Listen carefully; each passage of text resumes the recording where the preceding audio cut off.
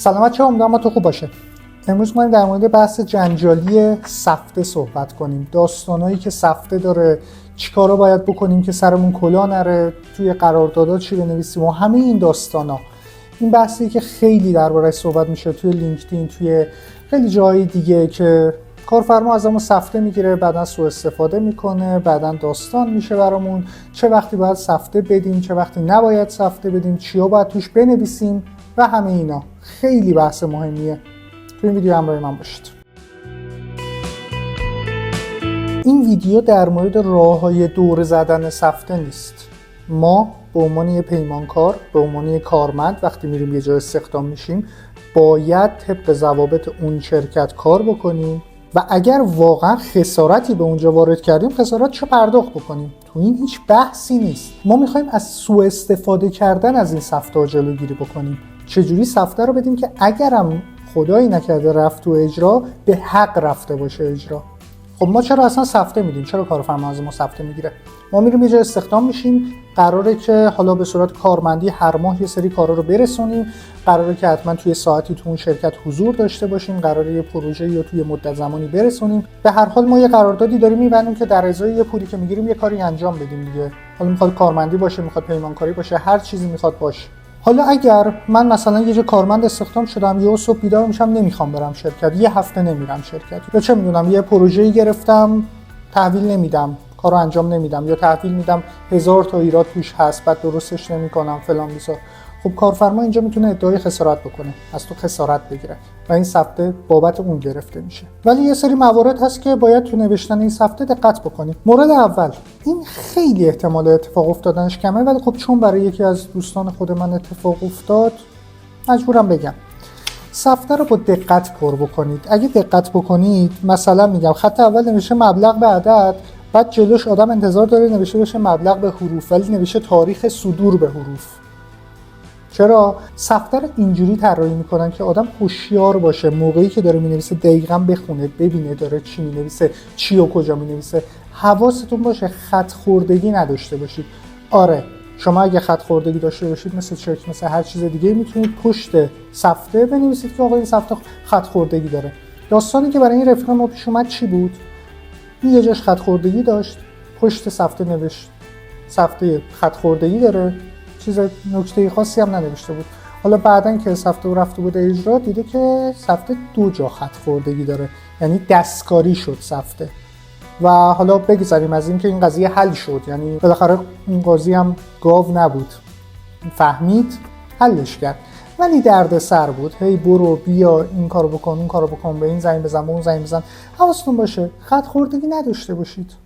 اگر می‌بینید خط خورده شده بذارید کنار، یه صفحه دیگه بیارید وسط.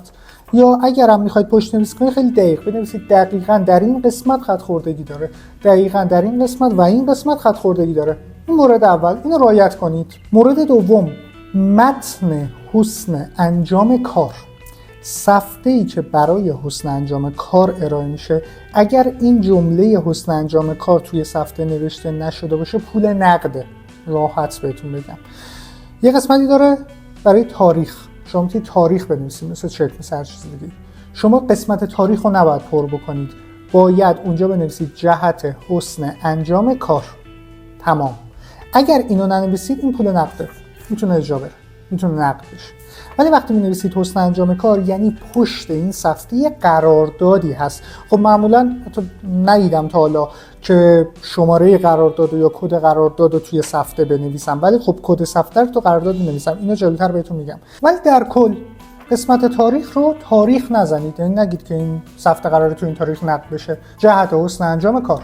همین. مورد سوم، تا وقتی که قرارداد امضا نشده و شما یک کپی از اون قرارداد رو نگرفتید سفته نباید بدید. سفته بدون قرارداد معنی نداره، باز دوباره پوله. هرچند که اگر شما بنویسید جهت حسن انجام کار بعد قراردادی وجود نداشته باشه، سر کارفرما کلا رفته، چون عملاً یه کاغذ پاره‌ای بیش نیست. حتما توی قرارداد ذکر بشه که یه قرارداد با این شماره سفته، تمام سفته‌ها یه شماره‌ای دارن. شماره سفته رو اونجا می‌نویسید، میگید این سفته با این کد با این مبلغ جهت حسن انجام کار به کارفرما داده شد. حتما باید توی قرارداد نوشته بشه. اینجوری نگران تحویل گرفتن سفته هم نیستید. اگر کارفرما به شما تایید بده که کار رو تحویل گرفت، پروژه تصفیه شد، همین کارا تموم شد، این سفته دیگه بی ارزش میشه، چون شما یه قراردادی دارید دستتون. حالا دیگه نمیگم که کپی قرارداد حتما باید بگیرید یا باید بگیرید، که تعهداتش انجام شده، تصفیه شده، تموم شده، این سفته بی ارزش میشه عملا. مورد چهارم خیلی مورد ساده ایه، یه سربرگی داره این سفته. این رسید سفته است. حتما دست خودتون نگه دارید. حتما کپی سفته رو از کارفرما دریافت بکنید. رسید مال شماست، یه کپی هم باید ازش بگیرید، دست خودتون باشه، یادتون نره.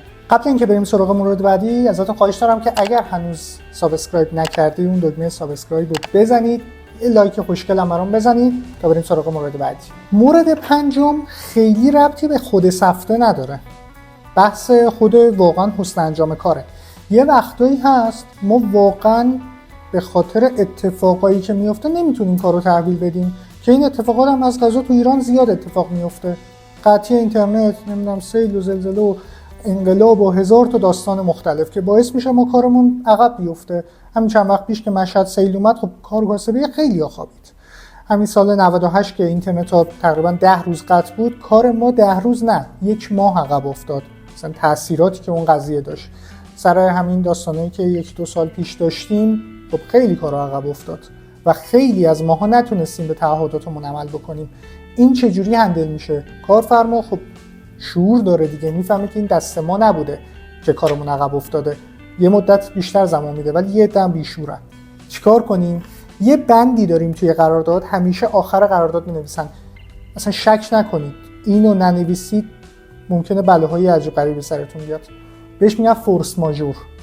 حواستون باشه حتما بنویسید که هر اتفاقی مثل نمیدونم سیل، زلزله، قطعی اینترنت، نمیدونم فیلترینگ سراسری که البته الان دیگه تو ایران خیلی قانع کننده نیست چون 20 سال فیلترینگ، انقلاب، شلوغی، اغتشاش، یه سری بیماری های عجیب غریب مثل کرونا که اون زمان خیلی ها رو زمین زد، اگر اتفاق افتاد طرفین باید یه توافقی با هم بکنن. دیگه بحث عدم حسن انجام کار نیست، یه اتفاقی افتاده که دست کارمند نبوده. این مورد آخرم بهتون بگم خیلی ربطی به قانون و اینا نداره. حواستون باشه همیشه اگر میخوایی سفته بدید اون رقم سفته متعارف باشه با اون کاری که دارید انجام میدید. من سال 99 یه جا رفته بودم مصاحبه، یادم نیست دقیقاً، فکر کنم پیام رسانه آبی آیب بود، از من 300 میلیون تومان سفته میخواستن اون زمان. 300 میلیون خیلی بود، فکر کنم موقع دلار 15-16 تومن اینا بود اگه اشتباه نکنم. 300 میلیون تومان سفته و عرف حقوق یه برنامه‌نویس تو لول من تقریبا 6 تومن، 7 تومن، 8 تومن بود. اونا میخواستن 4 تومن حقوق بدن. چرا یه برنامه‌نویس اندروید که عملاً دسترسی به اطلاعات خاصی نداره، دسترسی به چیز خاصی نداره و اونا هم خب بالاخره سیستم‌های امنیتی خودشون دارن، یه جوری نیست که یه برنامه‌نویس اندروید بتونه بلایی سرشون بیاره. یعنی من هر جوری حساب می‌کردم من اگه بخوام 300 میلیون به اونا خسارت بزنم، مگه اینکه مثلا چه می‌دونم شبونه برام شرکت آتیش بزنم، تهش این بود. ولی خب 300 میلیون سفته از من می‌خواستن که اصلا کلاً اومدم بیرون، اصلا برام قانع کننده نبود. مبلغ سفته‌ای که دارید متعارف باشه. مثلا من خیلی وقتی که قرارداد می‌بندم یه مقدار بیشتر از اون پیش پرداختی که میگیرم و سفته میدم. یعنی اگه مثلا 30 تومن دارم پیش پرداخت میگیرم، 35 تومن نهایت سفته میدم که بگم آقا اگه کارت به مشکل خورد تو پیش پرداختی که دادی نمیسوزه. همین، در همین حد. بیشتر از اون واقعا خیلی متعارف نیست، مگر اینکه یه کار حساسی داشته باشید. حالا من حوزه نرم افزار دارم حرف میزنم، فرض کنید مثلا دیتابیس ادمین یه شرکت بزرگی باشی، مثلا فرض کن توی بانک داری کار میکنی یا یه شرکت نرم افزاری بزرگی که دیتابیسش خیلی امنیتیه. همین چند وقت پیش مثلا اسنپ فود دیتاش خیلی امنیتی بود و لو رفت. اونجا قطعاً دیتابیس کاراشون تو دردسر افتادن. کسی که اطلاعات حساس دستشه، لو رفتنش خطرناکه، ممکنه سفته‌های سنگین مجبور باشه بده و منطقی هم هست تا حدودی. ولی وقتی که مسئولیتتون مسئولیت سنگین نیست، دلیلی نداره که بخواد یه همچین سفته‌های عجیب غریبی بدید. رقم سفته‌ای که میدید با حقوقتون، با مسئولیتتون، با دسترسی هاتون باید متعارف باشه. رقم‌های عجیب غریب منطقی نیست. خب بچه‌ها این مهمترین مواردی بود که در مورد سفته میتونستم بهتون بگم. دیگه یه سری موارد ریز مثل این که اینجا چیزی خالی نمونه، همه رو پر بکنید و اینا رو دیگه نگفتم، اینا واضحه.